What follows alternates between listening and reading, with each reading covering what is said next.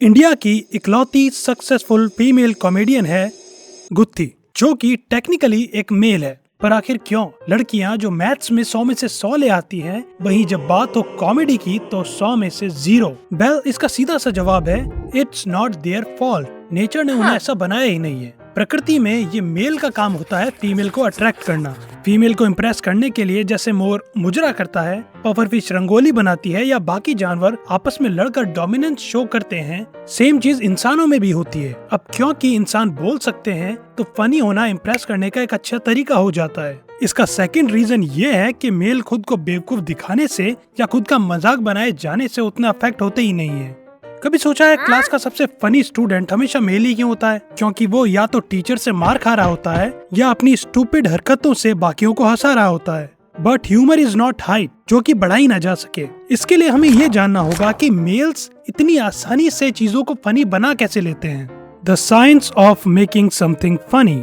वैसे तो कॉमेडी के बहुत सारे तरीके होते हैं, मगर इन सभी का निचोड़ निकाला जाए तो हमें मिलता है एक फॉर्मूला या रेसिपी या जो भी तुम कहना चाहो। स्टेप 1, एक स्टेटमेंट या एक्ट जिसका ऑडियंस को कहीं ना कहीं यह अंदाजा होता है कि आगे क्या आने वाला है।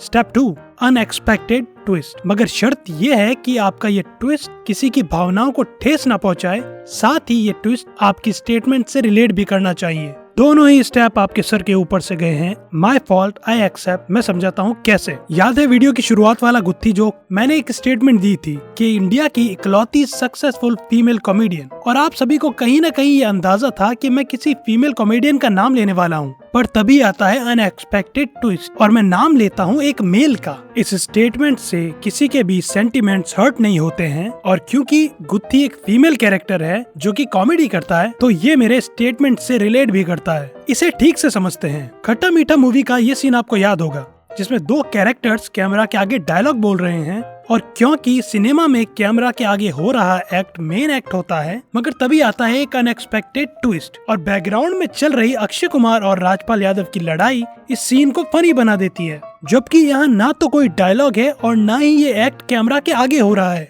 Stand ups.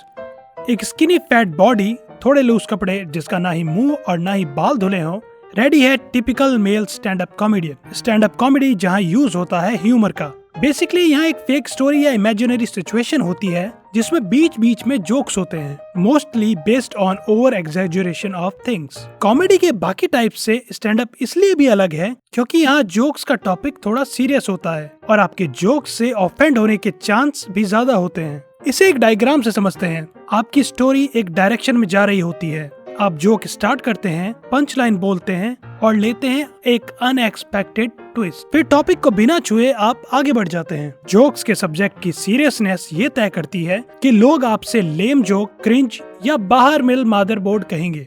ये बात भी आपके दिमाग के ऊपर से गई है। Wait, let me explain. याद है मुनव्वर फारूकी वाला केस? उसने अपने जोक्स में राम और सीता जी का नाम लिया था, जो इस टॉपिक को रिलीजियस एस्पेक्ट से बहुत सीरियस बना देता है। और जब उसने सीता जी के बिहाफ पर एक इंग्लिश गाली का यूज किया तो लोग ऑफेंड हो गए। फिर मुनव्वर को दिया पेल और नहीं मिली बेल। फीमेल्स स्टैंड अप में शुरुआत तो नॉर्मल होती है, पर जोक्स को फनी बनाने के लिए लिए गए अनएक्सपेक्टेड ट्विस्ट की 2 कंडीशंस फॉलो नहीं होती है।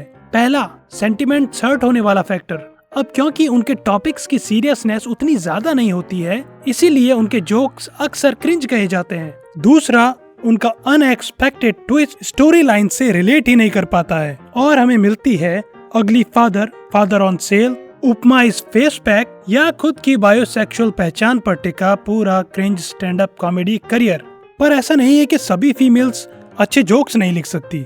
कुछ अच्छे जोक्स लिखती भी हैं, जैसे कि ये और ये। और सच पूछो तो सोसाइटी यानी कि हम उनके जोक्स को जोक समझते ही नहीं है। फॉर एग्जाम्पल, बीबी की वाइन्स। अगर ये किसी फीमेल का चैनल होता, एक गालियां बोलती हुई लड़की जो अश्लील सिनेरियोस क्रिएट कर रही है, क्या आप उसे इतना फनी समझते? Absolutely not. आप कमेंट्स में उसे कैरेक्टर लेस या गलत परवरिश के लिए उसके पेरेंट्स को जिम्मेदार ठहराते।